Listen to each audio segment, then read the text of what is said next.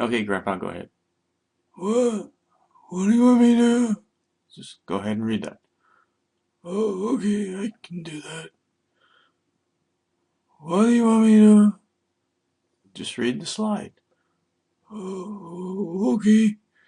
Uh, um, yeah. What?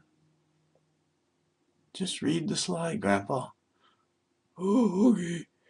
Video 16, line 2. Never mind. Titrations. Okay, so a titration.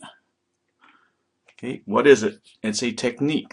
Okay, it's a controlled addition and measurement of an amount of solution of known concentration. You call this a standard solution, required to react completely with a measured amount of solution of unknown concentration. In other words, using one solution to determine the concentration of another one.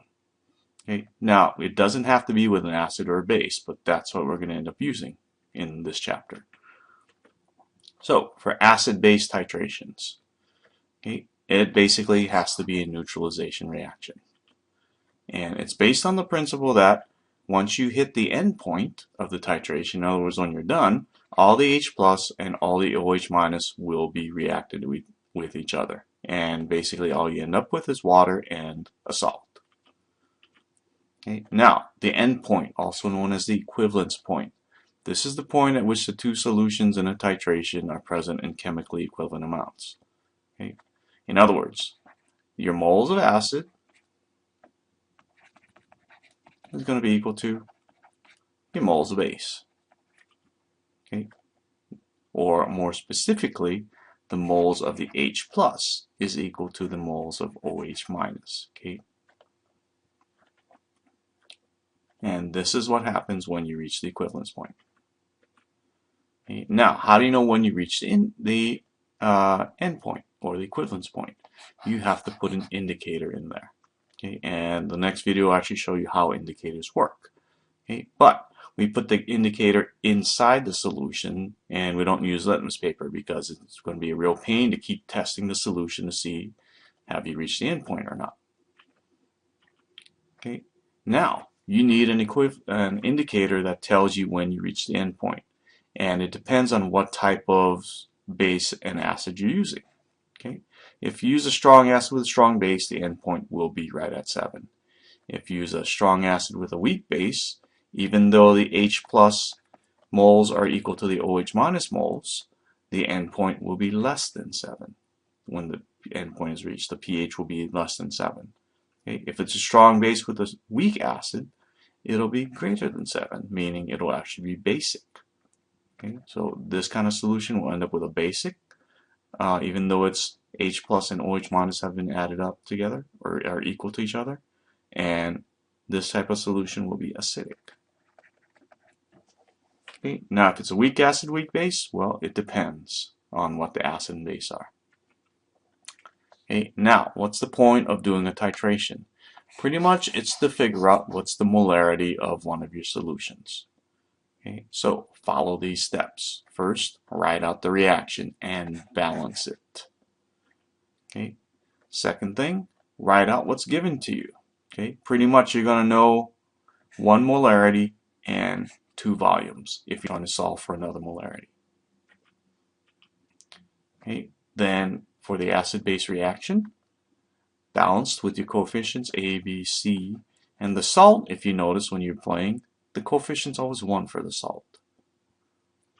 Okay, at the equivalence point, your moles of H plus has to equal moles of OH minus. Okay, now be careful. This does not necessarily mean that the moles of acid equals moles of base, but this is the important part that has to be satisfied. Okay, now the secret magic formula. This right here, this is the Fukuda formula.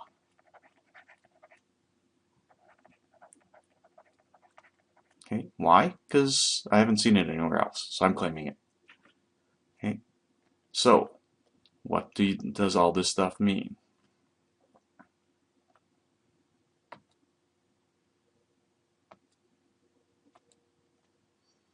Okay, well, the B stands for the coefficient up here, the B. Whoops.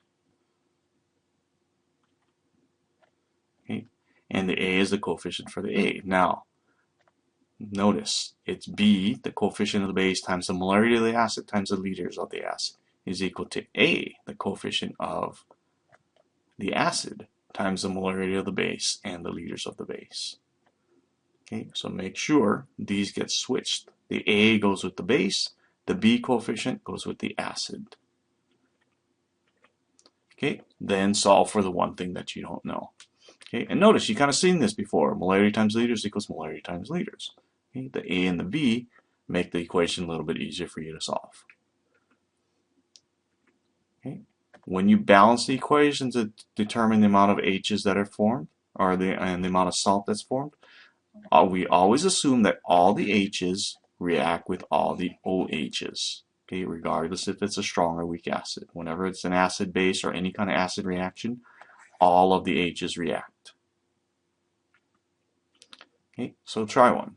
What's the molarity of unknown acetic acid solution if 25 mLs of it is neutralized by 18.20 mLs of strontium hydroxide solution? Okay, first thing you need to do, write out the reaction. Okay, so stop the video, write out your equation. Okay, you should have came out with acetic acid, HC2H3O2, plus strontium hydroxide, SrOH2. Okay, this is going to yield your water, and your salt will end up being strontium acetate. Okay, then when you balance it, balance the OH's. I got two OH's, I only got one H from the acid. So make them equal. Two H's, two OH's gives me two waters. Okay, now what's my coefficients? A, the coefficient for the acid, is 2. B, the coefficient for the base, is 1. Okay, then write things up. Okay, what's the molarity of our acid? What's the liters of our acid? What's the molarity of our base? And what's the liters of our base? Which one are we solving for? What's the molarity of the unknown acetic acid? So that's what we're looking for. Okay, the other three things have to be given to us. Okay, 25.00 mLs of that is referring to the acetic acid. Okay. Now, even though it says liters, because both volumes are in mLs, we can do both. We can keep them in both in mLs, so we don't have to change them to liters. Okay. Neutralized by 18.20 mLs of the strontium hydroxide, so 18.20 mLs. Okay. And the molarity of the base, 0.100 molar. Okay. So remember, molarity of the acid times liters of the acid is equal to molarity of the base times liters of the base, and don't forget with the coefficients, the A goes in front of the base, the B goes in front of the acid. Okay, we are solving for molarity of the acid, so rearrange the equation. Molarity of the acid is equal to A times molarity of the base times liters of the base, divide by B times liters of the acid. Okay, plug your numbers in. A, 2, molarity of the base, 0.100 molar,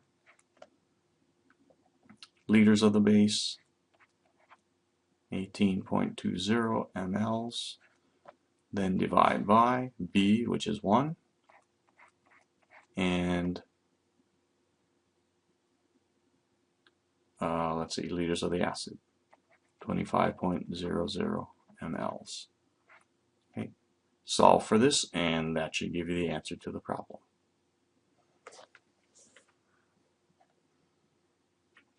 Okay, so here's the review.